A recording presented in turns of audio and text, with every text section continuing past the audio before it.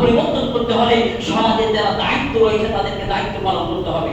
সমাজ যদি পরিবর্তন করতে চান, যে সমাজের মধ্যে দায়িত্ব রয়েছে এদের দায়িত্ব সঠিকভাবে পালন করতে হবে। আজকে সমাজের মধ্যে যে মরল সত্তা রয়েছে এদের দায়িত্ব নেই, এরা একটা সমাজের দায়িত্ব, একটা মনে করুন 50 জন ঘরের দায়িত্ব, এর দায়িত্ব দেওয়া হয়েছে, এই নিজে ওই দায়িত্ব নিয়েছে না একটা দায়িত্ব চাপিয়ে দেওয়া হয়েছে, তবে যে এই দায়িত্ব নিল দায়িত্ব পালন করছে? একবার ভাবুন তো, উনি কি দায়িত্ব পালন করছে? ওকে যে দায়িত্ব দেওয়া হয়েছে 50 জন ঘরের দায়িত্ব দেওয়া হয়েছে, কিন্তু সে তো দায়িত্ব পালন করে না। ওর দলেরই লোক চেটে সেই জুয়ার আড্ডাতে বসে রয়েছে, ওর দলেরই লোক। ইমাম সেই সর্দার সাহেব দেখছে কিছু বলতে পারে না, সর্দার সাহেব দায়িত্ব পালন করতে পারে না। আমি যে বলতে চাইছি যে সর্দার সাহেবকে দায়িত্ব দেওয়া হলো, ওই সর্দার সাহেব দায়িত্ব দেওয়া আগে বলে না কেন যে আমি যেটা বলবো ওটা শুনতে হবে, আমাকে দায়িত্ব দিয়েছো, আমি যেটা বলবো শুনতে হবে, শরীয়ত বিরোধিতা কাজ চলবে না, শরীয়ত বিরোধিতা কাজ করলে আমি তার উপরে সে আইনগত সে ব্যবস্থা নিব, এই কথা বলে না কেন? তাদেরকে শাসন করে না কেন? সমাজ পরিবর্তন কখনো হবে না, কিয়ামত পর্যন্ত হবে না। এবং এই মুসলিম জাতি লাভ খাবেই খাবে যদি নিজেকে আগে নিজেকে না শুধরান। নিজেকে পরিবর্তন করতে হবে, সমাজকে পরিবর্তন করতে হবে। আজকে সমাজে এত দুর্নীতি, আজকে সমাজে এত মদপান করছে, রাস্তার মদক দিয়ে হেঁটে যাচ্ছে, নিজেকে লজ্জা লাগে, নিজেকে আফসোস লাগে যে এটা হচ্ছে মুসলিম এলাকা। তারপর আজকে ইহুদি খ্রিস্টান নাসারাদের অনুসরণ করে, তারপর আজকে জাহিলিয়াতের নীতি অনুসরণ করে, তারপর আজকে জাহিলিয়াতের মতন আজকে সে তাদের আচরণ হয়ে গিয়েছে।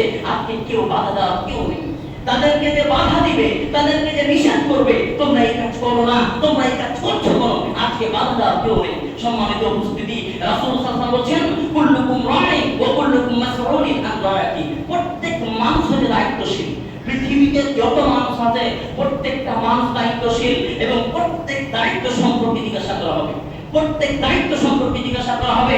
এবং যে পৃথিবীতে যত মানুষ আছে সবাই দায়িত্বশীল, শুধু সেই মানুষ দায়িত্বশীল নেই দেখে আল্লাহ পাগল করেছে এবং শিশু, এই দুজন ব্যক্তি ছাড়া সবাই দায়িত্বশীল এবং দায়িত্ব সম্পর্কে জিজ্ঞাসা করা হবে। এই হাদিসের মধ্যে বলছে একজন দাসী তার মালিকের দায়িত্বশীল, একজন স্ত্রী তার পরিবারের দায়িত্বশীল, তার স্বামীর সেই দায়িত্বশীল, একজন সর্দার, একজন নেতা, একজন মুখ্যমন্ত্রী, প্রধানমন্ত্রী তার জনগণের দায়িত্বশীল। এবং কিয়ামতের দিন দায়িত্ব সম্পর্কে জিজ্ঞাসা করা হবে। সেদিন যদি দায়িত্ব সম্পর্কে আল্লাহকে বুঝিয়ে দিতে না পারেন, সেদিন যদি দায়িত্ব সম্পর্কে আল্লাহকে বুঝিয়ে দিতে না পারেন, সেদিন হবে কঠিন ভয়ঙ্কর পরিস্থিতি, সেদিন হবে কঠিন ভয়ঙ্কর জায়গা, সেদিন কিন্তু রেহাই পাবেন না। আল্লাহকে দায়িত্ব সম্পর্কে বুঝিয়ে দিতে হবে, আল্লাহকে বুঝিয়ে দিতে হবে যে আল্লাহ এই কাজ করেছি, নচেত কিয়ামতের দিনটা হবে কঠিন ভয়ঙ্কর পরিস্থিতি। সম্মানিত উপস্থিতি, আজকে যে অন্যায়টা চলছে সমাজের মধ্যে, আমরা সমাজে বাধা দিচ্ছি না কেন? আমরা বলি না কেন? আজকে আমরা মুখ চুপে আছি। আজকে যে সমাজের মধ্যে এত দুর্নীতি, সমাজের মধ্যে আজকে যে মদ জুয়া আজকে যে এত ভাবে সেই বেড়ে গিয়েছে, তারপরে আজকে আমরা বলি না কেন, নিষেধ করি না কেন? এই যে সমাজের মধ্যে এত দুর্নীতি চলছে, জুয়া তাস আড্ডা চলছে, এদেরকে আমরা বাধা করি না কেন? আমি বাধা করবো না? আপনারা সমাজের লোক, সমাজের দায়িত্বশীল রয়েছে, আপনাদেরকে বাধা করতে হবে, আপনাদেরকে বলতে হবে যে কেন আজকে সমাজের মধ্যে দুর্নীতি হবে, কেন সমাজের মধ্যে আজকে সেই জুয়া তাসের আড্ডা খাবে, কেন সমাজের মধ্যে আজকে ক্যারাম বোর্ড থেকে নিয়ে, আজকে লুডু থেকে নিয়ে, আজকে ফ্রি ফায়ার পাবজি থেকে নিয়ে কেন সমাজের মধ্যে থাকবে? আপনাকে নিষেধ করতে হবে না? রাত দিন যে জুয়া চলছে আপনারা নিষেধ করেন না কেন? সম্মানিত উপস্থিতি, এটা চিন্তা করেন না, এটা ভাবেন না যে এরা তো জুয়া খেলছে আমাদের কিছু হবে না। রাসূল সাল্লাল্লাহু আলাইহি ওয়াসাল্লাম বলছেন সমাজের মধ্যে যদি শরীয়ত বিরোধিতা কোনো সম্প্রদায় কাজ করে, সমাজের মধ্যে যদি শরীয়ত বিরোধিতা কোনো সম্প্রদায় কাজ করে এবং যদি তাদেরকে বাধা না দাও, তো রাসূল সাল্লাল্লাহু আলাইহি ওয়াসাল্লাম বলছেন যে আল্লাহর কসম খেয়ে বলছি, ওয়াল্লাহি আল্লাহর কসম খেয়ে বলছি, যার হাতে আমার কোরআন রয়েছে, আল্লাহর আযাব যখন আসবে তোমরা দোয়া করবে আল্লাহর কাছে, আল্লাহ তুমি ক্ষমা করো, আল্লাহ তুমি আযাব থেকে তুমি রক্ষা করো। তখন তোমাদের দোয়া আল্লাহর নিকটে কবুল হবে না, তখন তোমাদের দোয়া আল্লাহর নিকটে কবুল হবে না, তোমাদের কোন আল্লাহ ক্ষমা করবে না, সেদিন আফসোস করবে, দোয়া করতে থাকবে, দোয়া কবুল হবে না। আজকে আমরা মনে করছি এরা পাপ করছে আমার কি হবে, এটাই আমাদের ধারণা যে ওরা পাপ করছে আমার কি হবে, আমরা তো কিছু বলতে চাইবো না। কিন্তু সমাজের মধ্যে যদি অন্যায় কাজ হয়, অন্যায় বাধা দিতে হবে আপনাকে, অন্যায়ের প্রতিবাদ করতে হবে আপনাকে, আপনাকে বলতে হবে কেন এই কাজ চলবে। সম্মানিত উপস্থিতি, আজকে হাদিস বলি, রাসূল সাল্লাল্লাহু আলাইহি ওয়াসাল্লাম বলছেন, আবু বকর রাদিয়াল্লাহু তাআলা থেকে বর্ণিত, তিনি বলেন নবী করিম সাল্লাল্লাহু আলাইহি ওয়াসাল্লাম বলেছেন, যখন কোন সম্প্রদায়ের শরীয়ত বিরোধিতা কাজ হবে, যখন কোন সম্প্রদায়ের শরীয়ত বিরোধিতা কাজ হবে, তখন আল্লাহ পাক রব্বুল আলামিনের আযাব অবতীর্ণ হবে, আল্লাহ পাক রব্বুল আলামিন আযাব দিবেন, আল্লাহ পাক রব্বুল আলামিন সেই সময় শাস্তি দিবেন সকল মানুষকে। শাস্তি দিবেন। বেছে দিবেন না যে এটা হচ্ছে হাজী সাহেব, এটা হচ্ছে মুসাল্লি, এই ওয়াক্তে সালাত আদায় করেছে, এটা হাজুতে সালাত আদায় করেছে, এই বেছে আল্লাহ রাব্বুল আলামিন দিবেন আযাব। আল্লাহর আযাব আমাদের সবাইকে আল্লাহ বিশাল মতো পিছিয়ে দিবেন। অতএব আমাদেরকে স্বাধীন, আমাদেরকে প্রতিবাদ করতে হবে। অন্যায়ের প্রতিবাদ না করলে আমাদের ভয়ঙ্কর কঠিন পরিস্থিতি হবে। আল্লাহ রাব্বুল আলামিন তিনি আরো বলেন, কুনতুম খায়রা উম্মাতিন উখরিজাত লিন-নাস তা'মুরুনা বিল মা'রুফ ওয়া তানহাউনা 'আনিল মুনকার ওয়া তু'মিনুনা বিল্লাহ।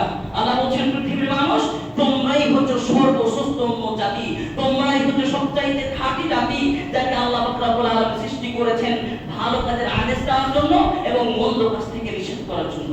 আমাদেরকে ভালো কাজের আদেশ করতে হবে। শুধু সালাত আদায় করলে জান্নাত চলে যাব ভুল ধারণা। যে আপনি সালাত আদায় করছেন, আপনার প্রতিবেশী অন্যায় কাজে লিপ্ত রয়েছে, আপনি সালাত আদায় করছেন, আপনার চোখের সামনে অন্যায় আছে, তাদের তো প্রতিবাদ করতে হবে। ক্ষমতা আছে আপনার যে প্রতিবাদ করতে পারবো, আমাকে কিছু করতে পারবে না, তারপরে প্রতিবাদ করেন না কেন? প্রতিবাদ করতে হবে। নজির যদি প্রতিবাদ না করে, তাই আমাদের করতে হবে কঠিন ভয়ঙ্কর পরিস্থিতি। এবং যারা সমাজে দায়িত্বশীল রয়েছে, আজকে আমরা দায়িত্বশীল ভালো মানুষকে দায়িত্ব দিই। আজকে সমাজের মধ্যে যারা দায়িত্বশীল রয়েছে, যাদেরকে দায়িত্ব দিয়েছে মাদ্রাসা মসজিদ, যাদেরকে দায়িত্ব দিয়েছে বড় সরকারের, আজকে আমরা ভালো মানুষকে দায়িত্বশীল দিতে পারিনি। অশিক্ষিত মূর্খ জাহেলদের কাছে দায়িত্ব দিয়েছি, জাহেলদের কাছে দায়িত্ব দিয়েছি। এবার আপনি বলবেন, কবি সাহেব খুব সাবধানে কথা বলবেন, যে আজকে বলছেন যে অশিক্ষিত মূর্খকে দায়িত্ব দিয়েছে, মানে আমাদের সমাজে যে দায়িত্ব আছে এরা হচ্ছে হাইস্কুলের হেডমাস্টার। আপনি বলবেন আমাকে যে যে দায়িত্ব দিয়েছি মাদ্রাসা মসজিদের, যাকে দায়িত্ব দিয়েছি কবরস্থানের, যাকে দায়িত্ব দিয়েছি ঈদগাহের, এই হচ্ছে স্কুলের হেডমাস্টার, আর আপনি বলছেন অশিক্ষিত। সম্মানিত উপস্থিতি, ওই অশিক্ষিত আর বিদ্যাকে যদি কবর না দিতে পারি, অত যদি অশিক্ষিত প্রমাণ না করতে পারি, তো আল্লাহর কসম খেয়ে বলছি আল্লাহ রাসূলের সিবেন বাড়ি কোনোদিন চাপবো না। আল্লাহ বলছেন তাকে অশিক্ষিত, আমি বলি না, আমার ব্যক্তিগত কথা নয়। আল্লাহ অশিক্ষিত বলেছে, জাহেল বলেছে, তার প্রমাণ নেবেন। আল্লাহ বলছেন নিশ্চয়ই যারা জ্ঞানী মানে ওরাই আল্লাহ পাক রব্বুল আলামিনের উপদেশ গ্রহণ করে। আল্লাহ পাক রব্বুল আলামিন বলেন, যারা জ্ঞানী মানুষ তারাই আল্লাহর উপদেশ গ্রহণ করে। নিশ্চয়ই জ্ঞানী এবং যারা জ্ঞানী নয় তারা সমান হতে পারে না। আল্লাহ বলেন শিক্ষিত এবং যারা শিক্ষিত নয় তারা সমান হতে পারে না। এবং জ্ঞানী মানুষ উপদেশ গ্রহণ করে, যারা জ্ঞানী যারা শিক্ষিত তারাই আল্লাহর উপদেশ গ্রহণ করে। এবার বলুন তো, আল্লাহ বলেন যারা শিক্ষিত মানুষ তারাই আল্লাহর উপদেশ গ্রহণ করে। আপনাদের সমাজে দায়িত্বশীল যারা আছে তারা তো আল্লাহর উপদেশ গ্রহণই করে না। আল্লাহ যে উপদেশ দিয়েছে যে নিষাদা দ্রব্য পান করেন না, আজকে দায়িত্বশীল হাজারো দায়িত্বশীল যে আজকে নিষাদা দ্রব্য পানে আজকে ব্যস্ত রয়েছে। আল্লাহ রাব্বুল আলামিন বলেছেন উপদেশ দিয়েছে গিটির নিচে কাপড় পরো না। আজকে যারা দায়িত্বশীল সমাজের মধ্যে তাদের দেখবেন গিটির নিচে কাপড় রয়েছে। আল্লাহ সেই মানুষদেরকে উপদেশ দিয়েছে তোমার সালাত আদায় করো। আজকে সমাজের মধ্যে দায়িত্বশীল তারা আজকে বেনামাজি। কেন বেনামাজি? আল্লাহ ওদেরকে অশিক্ষিত বলেছেন, মূর্খ জাহেল বলেছেন। আমি বলিনি, আল্লাহ বলছেন। সম্মানিত উপস্থিতি, এখন টাইম রয়েছে সমাজ পরিবর্তন করতে হবে। আজকে যে দুনিয়া, আজকে যে সমাজের মধ্যে সেই শরিয়াত বিরোধিতা কাজ চলছে, আজকে সমাজের মধ্যে হাদিসের খেলাফ কাজ চলছে, আজকে সমাজের মধ্যে যে কাজকে নিষেধ করে ওই কাজ চলছে, আমাদেরকে বাধা দিতে হবে, আমাদেরকে রুখতে হবে। আজকে শরিয়াত বিরোধিতা আজকে আমরা রুখতে পারি না। আজকে দায়িত্বকে আমরা দায়িত্ব পালন করতে পারি না। আর দায়িত্ব যদি দেখতে যান, হযরত ওমর ইবনে খাত্তাব রাদিয়াল্লাহু তাআলা আনহু তিনি জীবনে দেখুন, তিনি জীবনে পড়ুন, দেখুন তিনি কিভাবে দায়িত্ব পালন করেছে, কিভাবে সমাজে দায়িত্ব পালন করেছেন। তিনি ছিলেন একজন বিখ্যাত সেই সাহাবা, তিনি ছিলেন ক্ষমতাবান সাহাবা। কিভাবে তিনি দায়িত্ব পালন করেছেন তার ইতিহাস দেখুন। ওমর ইবনে খাত্তাব রাদিয়াল্লাহু তাআলা আনহু তিনি প্রত্যেক রাতে অন্ধকারে বাড়ি থেকে বের হয়ে যেতেন এবং বাড়ি থেকে বের হওয়ার পরে তিনি দেখতেন কোন বাড়িতে অভাবী চলছে, কে খেতে পাচ্ছে, কে খেতে পায় না, কার বাড়িতে কি সমস্যা করেছে। ওই ওমর ইবনে খাত্তাব রাদিয়াল্লাহু তাআলা আনহু তিনি বলছেন যে আমার দায়িত্ব থাকা অবধি, আমার দায়িত্ব থাকাকালীন যদি একটা কুকুর মারা যায় তবে আল্লাহকে আমাকে হিসাব লাগবে। আল্লাহ আমাকে হিসাব নেবে যে তোমার যে দায়িত্ব ছেড়ে তোমার সেই দায়িত্ব সময় একটা কুকুর মারা গিয়েছে, তারপর আল্লাহ আমাকে হিসাব দেবে, সেদিন আমাকে হিসাব দিতে হবে। হযরত ওমর ইবনে খাত্তাব রাদিয়াল্লাহু তাআলা আনহু রাতের অন্ধকারে বের হয়ে যেতেন ঘোড়া নিয়ে এবং দেখতেন কোন বাড়িতে রয়েছে যে খেতে পায় না, এমন কোন বাড়ি রয়েছে সমস্যাতে পড়ে আছে, এমন কোন বাড়ি রয়েছে তার সেই কষ্টতে পড়ে রয়েছে। একদিন ওমর ইবনে খাত্তাব রাদিয়াল্লাহু তাআলা আনহু সে বাড়ি থেকে বের হয়ে গিয়েছেন এবং একটা বাড়ির আওসি মধ্যে থেকে ছোট ছোট ছেলেদেরকে কান্নার আওয়াজ আসছেন। ওমর ইবনে খাত্তাব রাদিয়াল্লাহু তাআলা আনহু তিনি ওই বাড়ির দরজাতে দাঁড়িয়ে গেলেন এবং দাঁড়িয়ে দেখছেন ছোট ছোট শিশুরা কান্না করছে খিদার জন্য। তার মাকে বলছে, মা আমাকে খিদা লেগেছে, খেতে দাও। ওমর ইবনে খাত্তাব রাদিয়াল্লাহু তাআলা আনহু তিনি দাঁড়িয়ে রয়েছে এবং তিনি দেখছেন যে তার গার্জেন, তার মা একটা চুলাতে সে একটা হাড়ি চাপাচ্ছে এবং হাড়ির মধ্যে কি যেন রান্না করছে।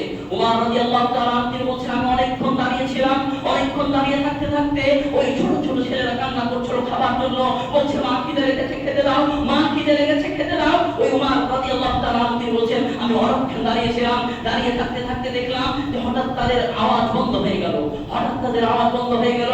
যখনই আওয়াজ বন্ধ হয়ে গেল সেই মহিলাটি তাদের কি রান্না চাপাল, সেই চাপাল ছোট চুলাতে ওই রান্নার হাড়িকে নামিয়ে দিল।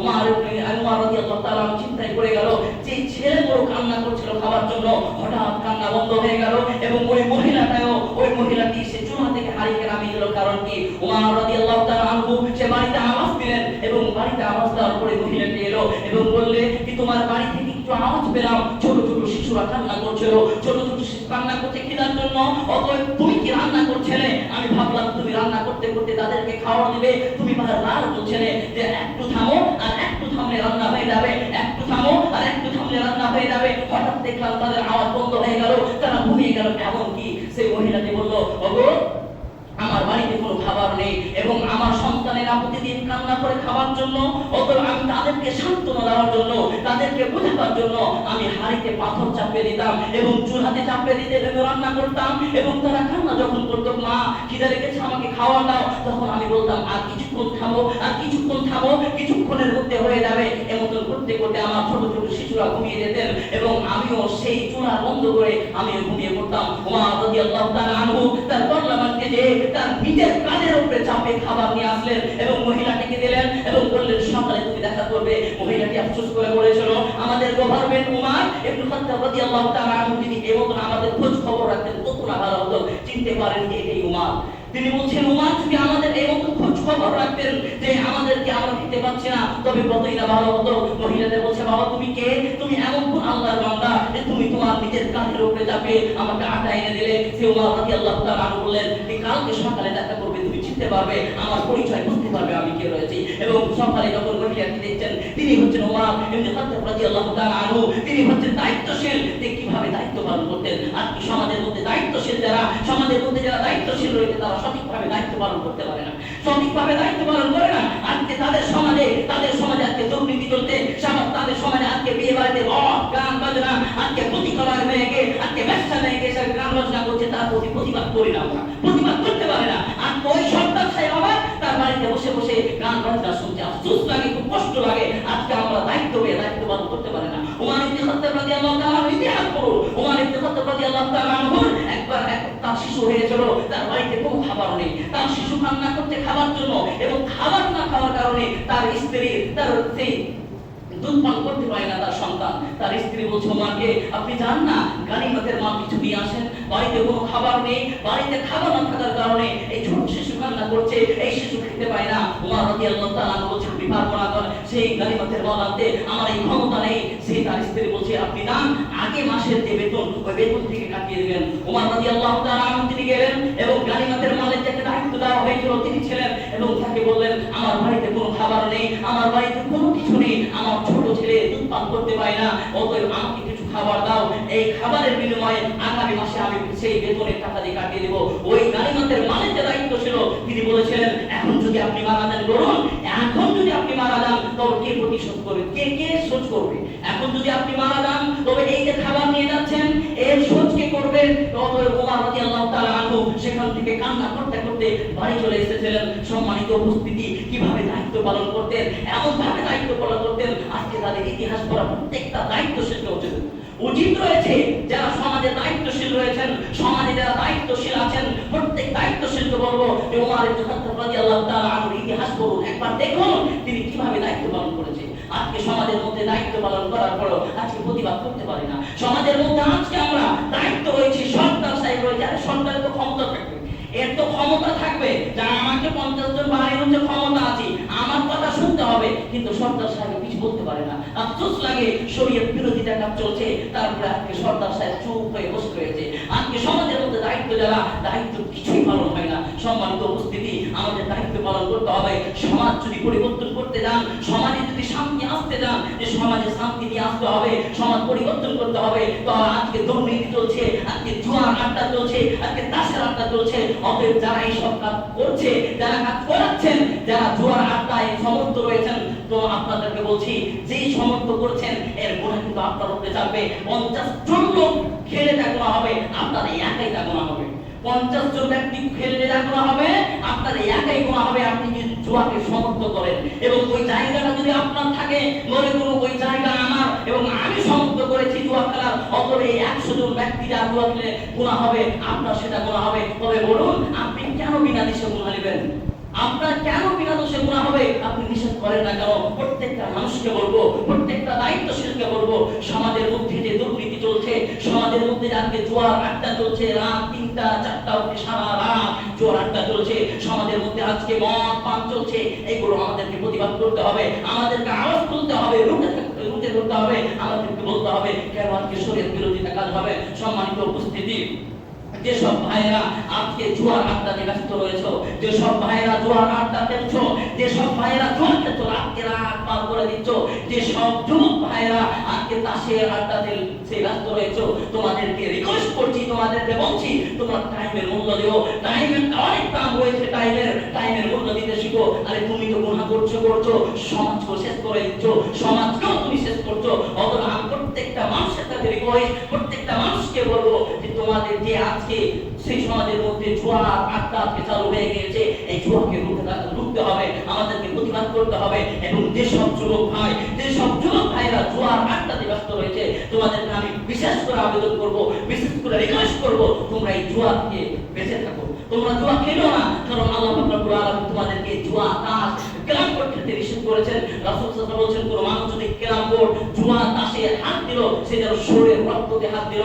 অতএব সম্মানিত উপস্থিতি, একটা মারাত্মক গুনাহ, একটা কাবিরা গুনাহ, বড় গুনাহ, সমাজ শেষ হয়ে যাচ্ছে, শরীয়ত বিরোধিতা কাজ হচ্ছে, কখন মারা যাব, আজ হয় কাল মরতে হবে আমাদেরকে, সেটাই আমাদের দিন কিন্তু আমাদেরকে ব্যবহার করে। প্রত্যেকটা মানুষের কাছে আমি আবেদন করব, প্রত্যেকটা মানুষকে বলবো যে শরীয়ত বিরোধিতা কাজ হচ্ছে, এটা আমাদেরকে রুখতে হবে, এটা আমাদেরকে নিষেধ করতে হবে। এবং যে সমর্থ করছেন তাদেরকে বলবো এই কাজ আপনি বেঁচে থাকুন এবং এই সমর্থ থেকে আপনি বেঁচে থাকুন। অতএব আপনি বলুন আমি সব কাজ করব না। আল্লাহ দোয়া করে, আল্লাহ প্রত্যেকটা মানুষকে তুমি ক্ষমতা দাও। আজকে সমাজের মধ্যে যে শরীয়ত বিরোধিতা কাজ চলছে, আল্লাহ সমাজের মধ্যে দুর্নীতি চলছে, সমাজের মধ্যে জুয়া চলছে, সমাজের মধ্যে তাস চলছে, সমাজের মধ্যে আজকে সেই ক্রাফট চলছে, আল্লাহ তাদেরকে তুমি হিদায়াত দান করো। আল্লাহ তারা যেন মানুষ হতে পারে, প্রকৃত তারা যেন মানুষের মতো মানুষ হতে পারে।